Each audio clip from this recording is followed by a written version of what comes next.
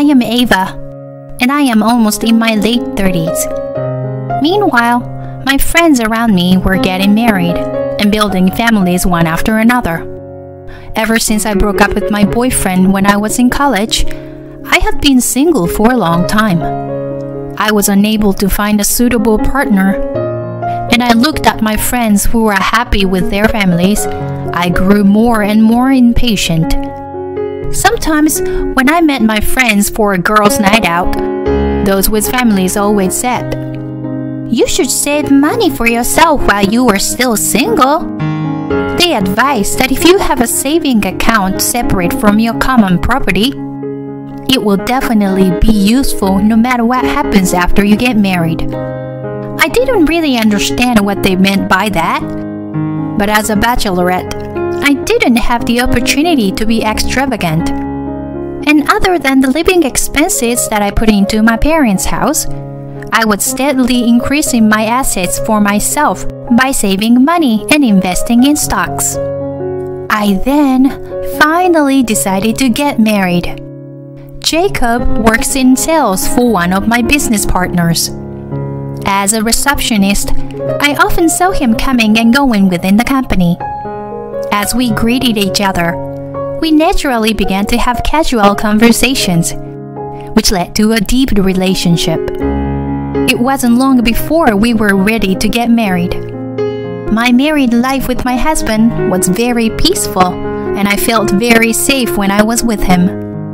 I felt a little bit awkward about getting married in my late 30s, but my husband was already in his 40s. I promised myself that I would cherish the time we spent together for the rest of our lives. However, this carefree life did not last long. The happy days soon faded away. The biggest culprit was my mother-in-law, Lily. When I went to greet her at the wedding, the first thing she said to me when she saw me was, "I thought you were a pretty young lady, but you actually look quite settled and plain. How old are you?" Her words were polite, but it was clear that she was being bitterly sarcastic toward me, an old woman. "I'm 37. "Really? And this is your first marriage? You are not being punished too severely, are you? Do you have children?" "No, nothing like that. Because I have never been married before. I wondered if that was the right way to turn things around." I also wondered about Lily, who was so blatantly inquisitive at the first meeting. My father-in-law was quietly listening to what I was saying, and my husband-to-be was smiling, as though he was very troubled. Why is he not protecting me? I realized that, although he was kind, he couldn't stand up for his mother. Thinking back, it may have already been decided that there was going to be an irreparable fraying of our lives. After our marriage, we moved in with my parents-in-law. Until then, my husband had always lived at home and supported his parents by himself. So he strongly asked me to support them after marriage. To be honest, I am not very good at supporting my parents-in-law, especially Lily. She's been the worst from the first time I met her, and that impression has never changed. I'm sure my mother-in-law is the same. Ever since we started living together, she has been sarcastic and harsh about every little thing. And so my heart felt like it was being pricked. At first, I was just hurt. But as she continued saying things to me, I began to feel an inexpressible anger. But I didn't want my marriage with my husband to be damaged, so I desperately endured the bullying. Recently, however, my mother-in-law began to mistreat me, not only with sarcasm, but also with blatant harassment. One morning, after getting ready, I went to the dining table to find out there was not enough breakfast for one more person. "Is anyone skipping breakfast today?" I wondered and asked my mother-in-law, who was cooking in the kitchen. What are you talking about? Everyone is here today. But there's not enough food for one more person, right? Oh, that. I don't like a girl who doesn't know what she's doing. So I didn't make anything for you. Even though you usually cooked for us. You are my daughter-in-law, aren't you? If that's the case, you should get up early and make breakfast for everyone. What kind of nerve do you have to leave it to me alone? I'm not going to cook for you from now on. Go eat on your own. It should be easy for you because you only have to cook for yourself, right? I'd been so lenient with you. My mother-in-law says this and makes breakfast just for my father-in-law and my husband, ignoring me at all costs. She even prepared a lavish box lunch for them. But obviously, I am the one who married into this family. So perhaps I should be more active in the housework. Even if she said some mean things to me, she'd been preparing meals for me so far. So my mother-in-law is not a bad person. That's what I told myself. However, after that, my mother-in-law's harassment of me escalated. One Sunday, my mother-in-law told me that she was going to meet her friend for the first time in a long time, and she was very excited the night before. When I woke up in the morning, she was already gone. And to be honest, I was relieved that Lily, who was always mean to me, was not there. The house was very quiet with my husband and father-in-law. I prepared lunch for the three of us. I wondered what time my mother-in-law would be home. I wondered if she would come home for dinner. I didn't hear from her until after 4 p.m. So I decided to cook only for the three of us who were at home at the time. And then decided to prepare dinner for my mother-in-law later. And when dinner was prepared, and the three of us were sitting around the table, I heard my mother-in-law's voice saying, "I'm home more happily than usual. I had so much fun today. It's so nice to see friends, isn't it? I bought souvenirs for everyone." My mother-in-law came into the living room, hurriedly saying so. Then looked at the dining table and suddenly became grumpy. "Did I ask you to prepare dinner?" No, I didn't hear from you, so I thought you might be coming home late and prepare dinner. I thought I would prepare dinner for you later." As I was stumbling over my words, my mother-in-law became angry. "Since I went out today, I was going to buy a lot of delicious delicacies from the department store. See? I bought all this food, and yet it's all for nothing. Get rid of all those food you made, even if they have an expiration date.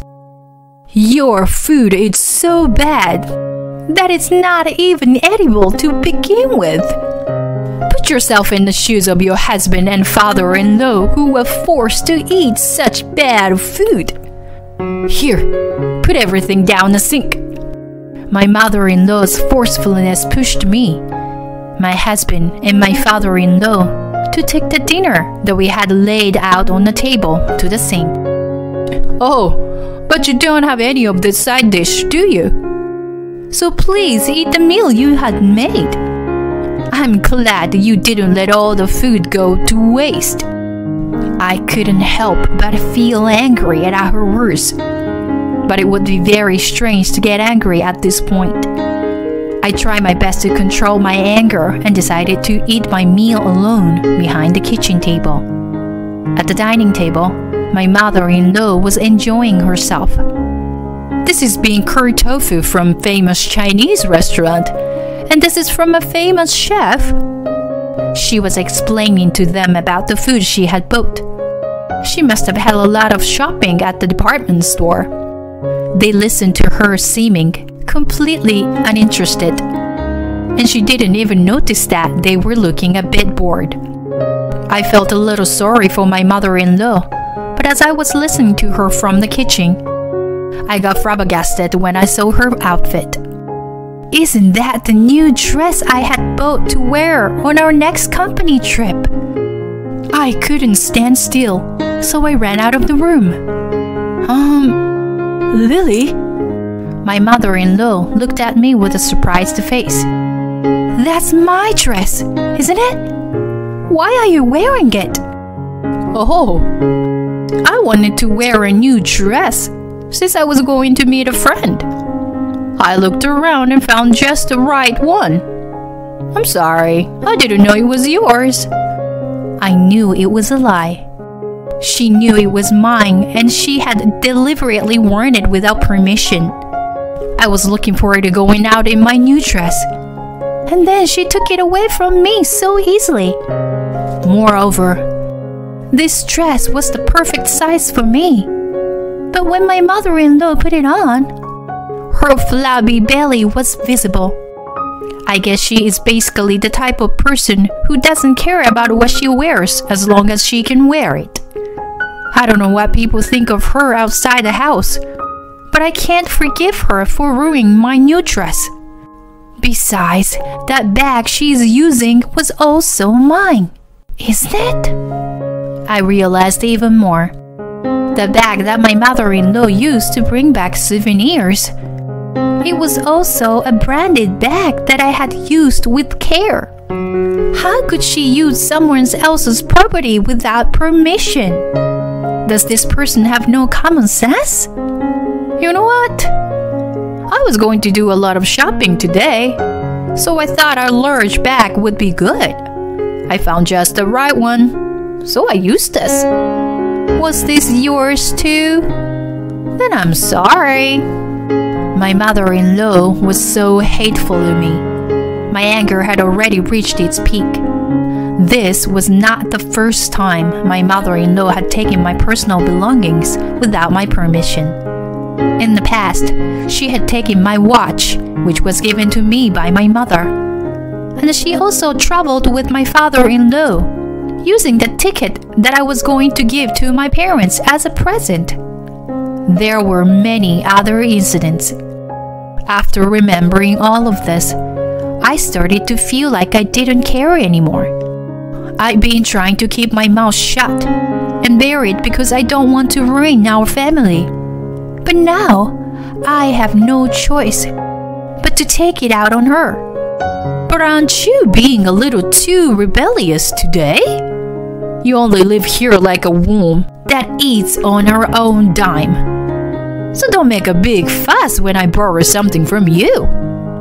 If you have a problem with me, you can leave any time you want. My mother-in-law said firmly. With those words, I felt something snap inside me. Yes, next week. I'll get everything done by next week. Having made up my mind, I then took a longer bath than usual that day to cleanse myself. The week that followed felt like a long time. My mother-in-law continued to harass me, but I could bear it knowing that it would be over soon. I no longer felt the shred of affection for my husband, who kept trying to put on a kind face. I was surprised at myself that my feelings for him have gotten cold. But I don't want to continue living like this anymore. I wanted to be free as soon as possible. With these feelings alone, I spent that week patiently enduring. Then came the fateful Sunday. My mother-in-law was humming to herself and vacuuming the house. The time when she could be happy like that would soon be over. I had called someone and arranged for him to come to our house in the afternoon. Then the person rang the doorbell. My mother-in-law was surprised at the sudden arrival and invited him inside the house. Well then, the counterattack begins. What is this all about? You say you are an appraiser, but what are you going to sell? My mother-in-law looks at me anxiously. The person I invited is an appraiser of antiques. I called him here today because there's something I wanted to check. I wanted to clarify something. Lily, you told me that you lost the watch that was given to me by my mother, right? I haven't received it back yet. But did you find it after that? I calmly asked my mother-in-law. Well, I haven't found it yet. But it's a cheap one that you can buy anywhere, right? Why don't you just buy the same one again? You're persistent, aren't you? My mother-in-law still doesn't seem to take offense at all. I continued. That watch was actually a memento of my grandmother's. A famous branded watch that cost over $300,000. It was a limited edition model from my grandmother's era. So you can't get one anymore. My mother-in-law's face turned pale at my words. My father-in-law comes from the side. Oh, I remember you sold a watch at an antique store. You mean that one? He said. You sold a memento at an antique store? My husband was puzzled. No. It looked nice. So I thought I would use it to earn a little extra money. I thought I would let them use it. But I was going to buy it back when I could afford it. I didn't know it was so old. I think that, for all her feigning weakness, she soon returned to having that strong expression, looking down on me, to no end. If that's the way she's going to take it, I'm not going to give up. So, Mr. Miller, what was the results of the appraisal of that watch that I requested the other day? I urged him. I'm not certain, but if it is a limited edition model of the year, I think it will be no less than $200,000, even if it's conservative estimation. The appraiser said so clearly. What? My mother-in-law was surprised with her mouth open. What? I can't believe you sold such a valuable item without permission. My husband was also surprised. He had noticed that my mother-in-law was taking my personal belongings as she pleased. But my husband had pretended to ignore it until now. Still, I can't forgive him for that even now. But it's a watch. I didn't have much, so if I could use it to bring in some money, it would be my last act of filial piety, I said quietly. The last one? My husband was surprised. I feel sorry for you. Though you were not to blame. I don't want to live with you anymore, with my in-laws and your lack of interest in defending me. Yes, I know. I'm getting divorced too. So, you and your mother are strangers to me now. What? Divorce? What do you mean? My husband was very upset. I'm sorry, but I've already made a decision. That's right. I will never waver in this feeling again. I have no love left for my husband. Lily seems restless. She seems unmoved at all that she had sold off the watch. I can't believe that watch was worth that much. If I buy it back now, I wonder if I can sell it for more. My mother-in-law is not afraid to talk nonsense like that. I doubt her nerve to say such a thing even after all this time. You said you were getting a divorce, didn't you? If that's the case, give us a little more money for taking care of your living expenses until now. Again with the money talk. I was really fed up. Oh, okay. Can I send it as a check? How much do you want? My mother-in-law seemed to be surprised when I answered without hesitation. A check? I don't care how much it is. To be honest, I have more than enough assets, so I am not troubled by money at all. Assets? Where in the world did you get those assets? That's none of your business. Thank you for all the help you've given me. Goodbye. I said that, and the appraiser and I quickly left the house. I would never cross the threshold of this house again. I felt really refreshed. In the week since I decided I was ready to get divorced, I first organized my personal belongings. As a friend had told me a long time ago, I have over $300,000 in assets from savings and stock investments in my name that I made before I got married. In the event of divorce, common property is usually divided with the husband, but since it's all my personal assets, it's handled differently. With this much money, even if I can't marry anyone in the future, I will have enough money to live on my own until retirement. You should save money while you are still single. I didn't really understand that. But now that I got married and divorced, I am really glad that I have my own assets. On the advice of a friend, I started investing in index funds.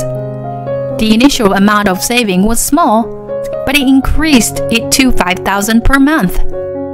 The $60,000 per year I accumulated has been growing rapidly, supported by the strong economy and compound interest calculations.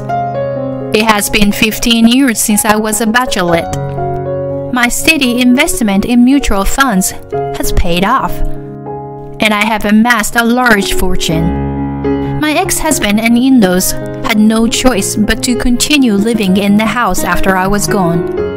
I heard that my ex-mother-in-law's harassment and bullying of me had become a rumor in the neighborhood, and she was very unhappy because she could no longer get along with them. My ex-husband was labeled as someone whose wife immediately ran away just when he had finally got married, because he was too weak to stand up to his parents and take care of his wife. I think he will probably continue to pursue marriage, but honestly, I think it will be difficult. Marriage is not a goal, but a new start in life. I strongly felt that this time. I thought that since I got married in my late 30s, all I had to do was to spend the rest of my life peacefully. But I never thought that I would have such a turbulent married life. But that is exactly why I am determined to meet my true life partner, with whom I can overcome the good times and the bad times together. Until I meet such a match someday, I will be on my own again for the time being. I will continue to steadily increase my assets to live on my own.